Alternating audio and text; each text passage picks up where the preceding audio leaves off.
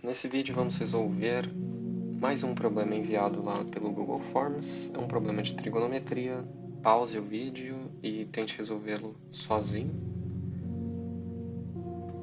Bom, como vocês podem ver, ele te dá a informação do cosseno e do seno de um ângulo θ, que está compreendido aí na primeira volta do círculo trigonométrico, e ele pede para você determinar quanto vale 2θ. Bom, o enunciado é bem curto e as informações dele podem ser traduzidas simplesmente pela anotação aqui dos valores, né, de seno e cosseno. Então a gente vai precisar mexer nessas expressões para, enfim, conseguir algo mais interessante. Do jeito que está aqui, nada vem à sua mente, porque nenhum desses radicais, na forma que eles se encontram, expressa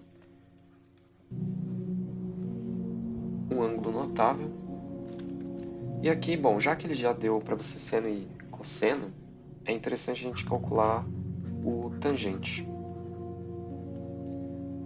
E a gente sabe que tangente é seno por cosseno. Só que antes de mais nada, é interessante a gente mexer um pouco aqui no radicando.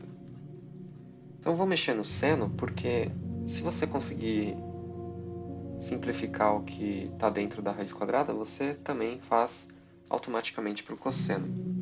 Só trocar o sinal. Então perceba, eu vou jogar esse raiz de 2 lá para cima, multiplicando em cima e embaixo por raiz de 2. E com isso você vai ficar com meio menos raiz de 2 sobre 4. Só que você também pode se livrar desse meio e fazendo dessa forma. Então na prática, o que a gente tem é essa fração. Se você fizer os mesmos passos que eu fiz para o seno, você vai chegar a essa conclusão, né? Só que aí você não pode se esquecer do sinal de menos. E veja, como o seno é um número negativo e o cosseno é um número positivo, então se a gente quiser um certo grau aqui de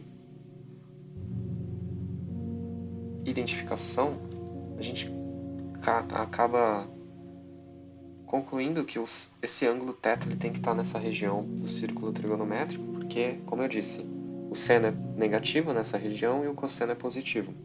E, portanto, né, a tangente vai ser um número negativo, obviamente, a gente pode ver até pela questão do sinal. Certo.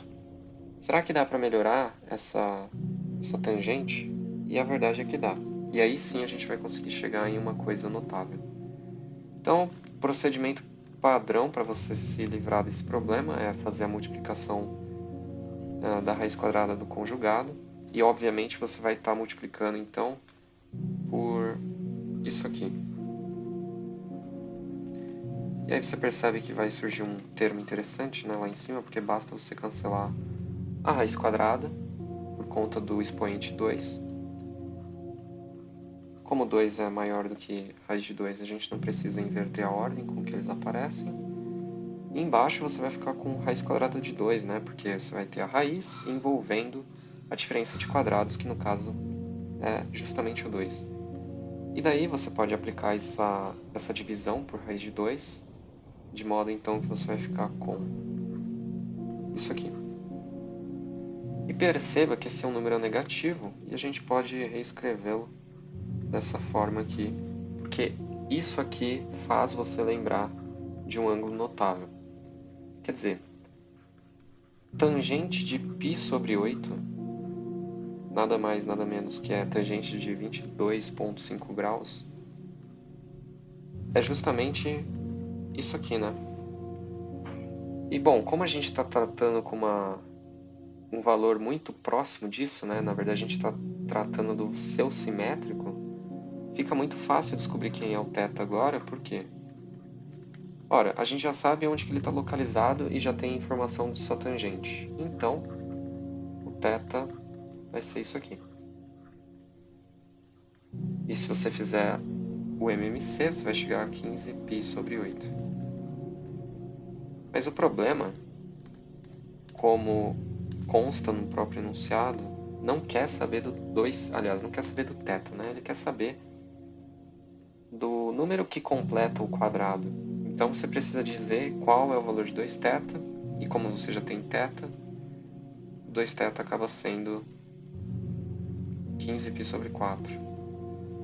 E portanto a resposta, ou a answer, desse problema vai ser 15/4, né, já que o π já estava escrito ali no seu retângulo para preenchimento. Uma questão interessante, revisa conceitos básicos aí de trigonometria do círculo trigonométrico, né? A questão do tangente π/8 ser igual a raiz de 2 menos 1. E aqui é interessante, eu vou provar que a tangente de π/8 é raiz de 2 menos 1, sem lançar a mão daquelas fórmulas de arco metade para tangente, ou enfim. Vamos provar de uma forma inusitada, mas que já não está tão inusitado assim. Então, a ideia é você fazer um quadrado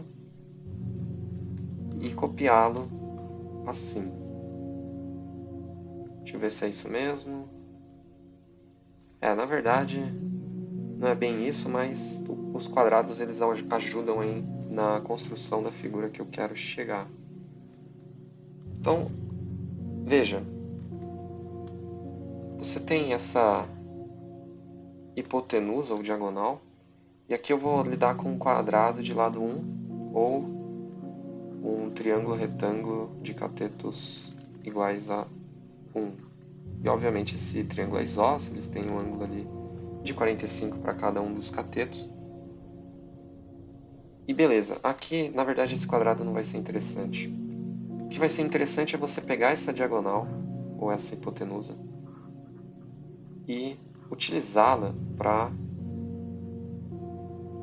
aumentar um triângulo que vai surgir. E com isso você garante que, como essa diagonal ela foi passada para cá, você garante que aqueles dois segmentos eles são comensuráveis.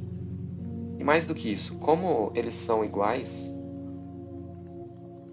esses dois ângulos aqui, que eu acabo de destacar, vou colocar em outra cor para ficar com uma ênfase mais ressaltada, esses dois ângulos eles precisam ser iguais, né? Beleza, só que como ali é 45 graus, para fechar o 180 a gente precisa de 135. Só que como os dois ângulos vermelhos são iguais, eles precisam ser tais que a soma com o 135 resulte em 180, por causa do somatório dos ângulos de um triângulo ser 180 graus. E bom, a gente pode colocá-los aqui, né? Você tem o θ, vamos dizer que eles valem θ. Então 2θ mais 135 é igual a 180. E daí você vai passar o 135 para o outro lado e fazer a subtração depois de dividir por 2. Justamente 45 sobre 2, no caso aqui em graus, né? Isso vai dar 22,5 graus, o que é equivalente a π/8 radianos. Agora, como a gente já sabe que aquele ângulo se trata do ângulo a que eu me referi anteriormente, né, do π/8, fica muito fácil você calcular a tangente desse número, por quê? Veja, a diagonal daquele quadrado claramente é a raiz de 2. E aqui, raiz de 2, porque repete os segmentos, são comensuráveis, afinal de contas, né? E bom, para finalizar, você tem lá a tangente de θ como sendo cateto oposto sobre adjacente. E olha lá, você tem justamente 1 dividido por raiz de 2 mais 1. Você pode racionalizar, multiplica pelo conjugado em cima e embaixo. E voilà, você tem o raiz de 2 menos 1 aparecendo, né? Aqui embaixo você vai ficar com diferença de quadrado, só que você vai ter o denominador igual a 1. E portanto você não precisa escrevê-lo, né? É redundância demais. E olha só, você acaba de aprender a demonstrar a tangente de arcos metades sem apelar para fórmulas. Você pode fazer essa construção geométrica para vários outros triângulos, né? Se você quiser saber da tangente de 15 graus, é possível. Da tangente de... na verdade, só da tangente de 15 graus, né? Seria interessante. E da de 45. Mas é uma construção interessante que pode ser inclusive abordada em outros problemas que não sejam de trigonometria, né? Mas é interessante você ter a ideia de fazer essa rotação de segmentos em torno, no caso, desse ponto aqui, né? Muito obrigado aí. Eu vou agradecer ao Katsuki-sama por ter enviado essa questão. E deixar ela só aqui, né? E é isso. Muito obrigado e eu vejo vocês num próximo problema.